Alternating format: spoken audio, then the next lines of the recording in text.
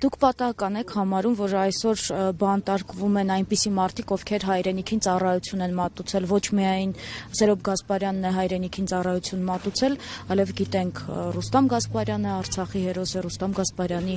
որդին, սա միթե կռվող տեսակի դեմ են, հա, այսպիսի գործերը։ Բնականաբար պարզ երևում է, որ պատահականություն չկա։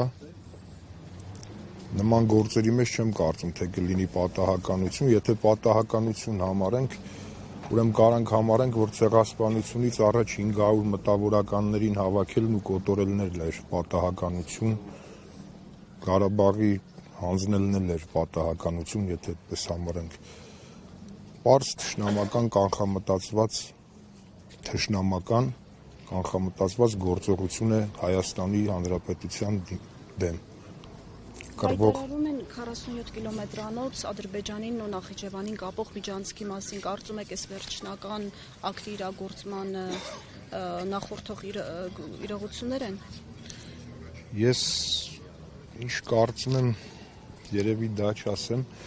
իրանց հայտարարությունները Այսպես դիմադրության օջախներն են այսպիսով փորձում կոտրել։ Այո, այսպիսով փորձում են կոտրել դիմադրության օջախները, են փոքր կայծերը, երբ որ հավաքվում են, ուզում են կրակ դառնան, բոց դառնան, իրանք անմիջապես կանխում են, որպեսզի Հայաստանում ազգային տեսակը գլուխ չբարձրացնի, հայ մարդը գլուխ չբարձրացնի, սա պարզ երևում է, իսկ ձեր ասած այդ միջանցքը ինքը իրանց հայտարարություններ իրանց ասում են այն, ինչ որ պետքա լսեցնեն հայ ժողովրդին, իսկ իրանք իրականում իրանց սատանայական ծրագիրները, թուրքական ծրագիրներն իրագործում են մեր հայ ազգի դեմ տարբեր ոլորտներում, տարբեր բնագավառներում, իսկ մեր հայ ժողովուրդն էլ իրանց ծրագիրներից անտեղյակ, սա ոչ թե ասենք մեղադրելու պահ է ժողովրդին, այլ ժողովուրդը անտեղյակ է եւ ինչ որտեղ չի կարող եւ չի ուզում հավատա, որ իր հետ կարող են այսքան վատ վարվել։ Ունկած փրկիչներ են ման գալի, բայց փրկիչներ ման գալու փոխարեն ավելի լավ կլինի, ասենք հայ մարդը ուղղակի որոշի